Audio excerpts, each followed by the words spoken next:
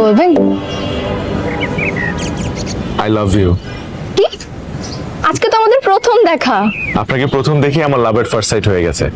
কিন্তু আমরা তো এখন ঠিকমতো পরিচিতই হইনি। ওসব পরে হবে, কিন্তু আপনি যদি না করে দেন তাহলে আমার জীবন মরণ সমস্যা হয়ে যাবে।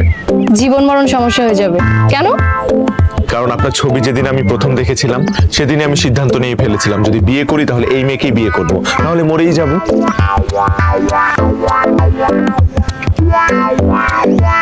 আপনি হাসছেন? রাগ উঠলে আমার হাসি পায়।